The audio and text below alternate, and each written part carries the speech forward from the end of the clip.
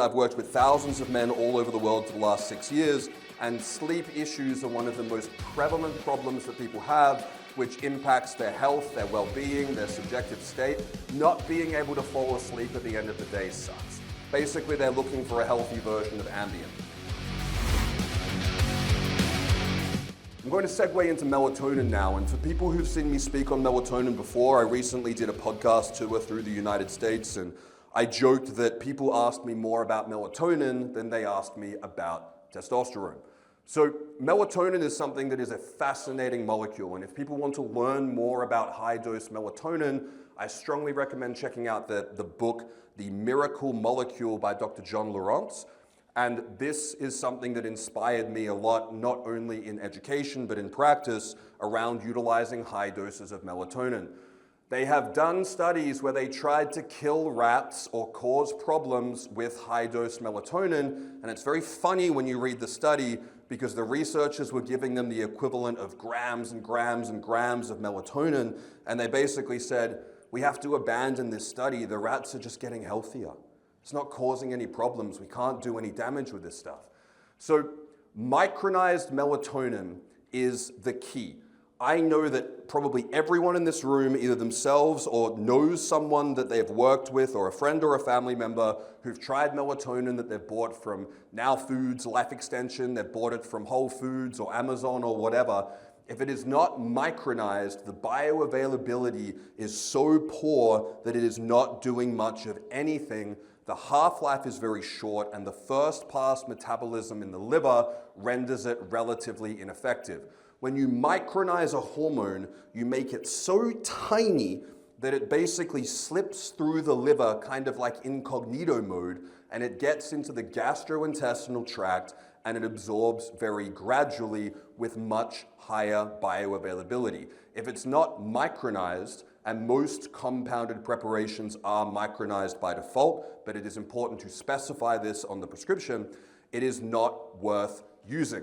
It can also be bound to a sustained release matrix, which will further increase what's called the area under the curve. The body can only absorb so much melatonin at once. So if we have a method to increase bioavailability and increase the amount of time that the receptors are exposed to the hormone, we can net much more of the antioxidant effects. Melatonin is kind of effective for sleep maintenance, but it may be pretty ineffective for sleep onset. And a lot of the time, people are looking for something to help them relax, unwind, switch their mind off, and get to sleep. This is where sublingual melatonin comes into play. 5 to 20 milligrams of sublingual melatonin not only allows for this rapid absorption to create a relaxing, cortisol antagonistic sedative effect, but it also has the higher bioavailability that you get from micronized preparations because it is absorbing straight into the mucous membrane in the gums. So, sublingual melatonin is much more effective to sleep onset, but because it's in and out of the system extremely rapidly, it is not going to be very useful for the antioxidant benefits, which is where melatonin really shines.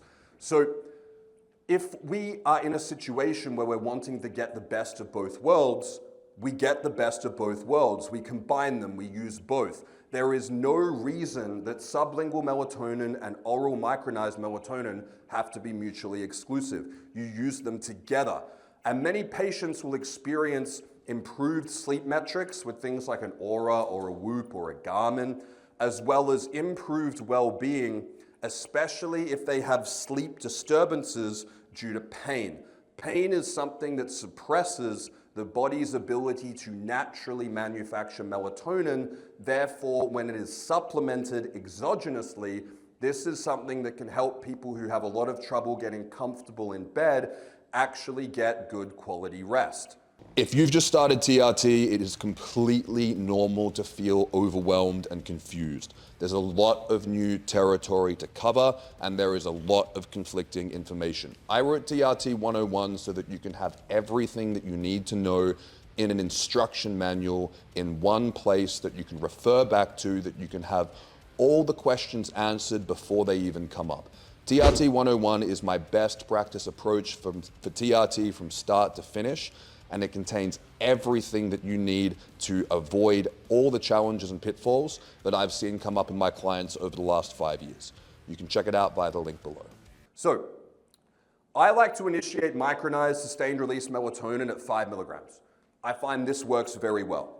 And when we're working up from there, I like to see titration intervals in 5, 10, 20, 50. Personally, I take 200 milligrams of melatonin. You don't need to take that much. I do. Now, when I see my clients and I review how they're going, I would say the majority of them get a great response at 5. And they always come back and they say, this pharmaceutical melatonin is completely different to the stuff that I bought online. It's because it is.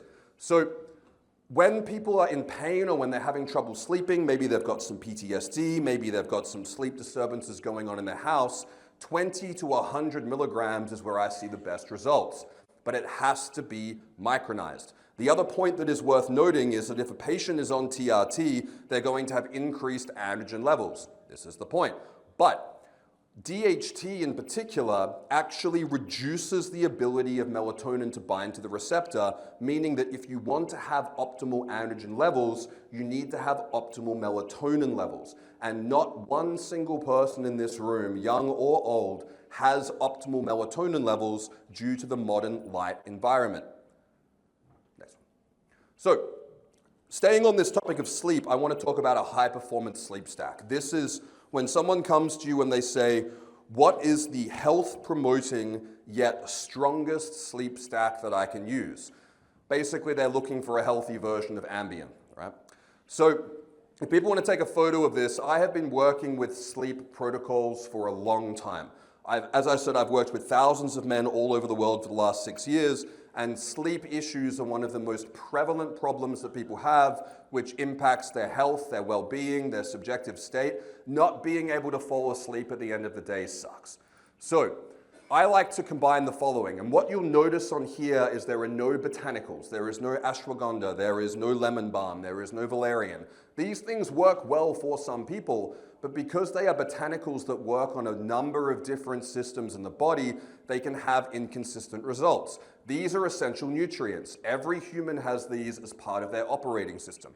It's like installing Microsoft Office on a Windows computer. Theanine extended release. You can get this from Life Extension. It's a 400 milligram tablet. I like to see 400 to 800 milligrams. Regular theanine is in and out of the body within 90 minutes. So if you take it at 9 p.m., it is completely gone and ineffective by 12 or 1. Phosphatidylserine. This supplement is one of the most effective things I have seen because it works on sensitizing the cortisol receptors. It resolves cortisol resistance, meaning that your body makes less stress hormone to get the job done, resulting in a relaxing, calming effect that is working on a different pathway and system. Magnesium glycinate, 400 to 800 milligrams, is also extremely effective. Most people are underdoing the magnesium. If you want to push to 800, do not use citrate. I call it magnesium shitrate. It will make you shit. So, sublingual GABA. GABA has poor ability to cross the blood-brain barrier when taken orally, but when taken sublingually, it works very well. There is a brand called Superior Source, which make a very good quality, high bioavailability form of sublingual GABA. CBD, 1/4 milligram to 1/2 milligram per kilogram of body weight. This is something that synergizes very well with the nutrients above, and if needed, if someone needs to go the extra mile with sleep, Nebivolol, 5 milligrams, is a beta blocker. When combined with these other nutrients, works very well to resolve overstimulation of the sympathetic nervous system. This is when you feel jacked up peripherally. And if needed, a microdose of THC, which people need to be very cautious with, especially if they haven't used it before, can be very effective. If you feel the effect of THC, if it makes you feel a little bit like having a laugh and watching The Simpsons and ordering a pizza, you've taken too much. So, if people are hypothyroid, the other thing I like to see is a very small dose of thyroid before bed to prevent potential hypothyroidism and hypoglycemia, which can come as a result of thyroid hormones dipping overnight. This is all the shit that you were not taught in medical school. I see very few people, maybe 1 in 50, with optimal baseline thyroid function And past the age of 50, I would say 1 in 100. For the last few years, I've gotten up and given speeches more about the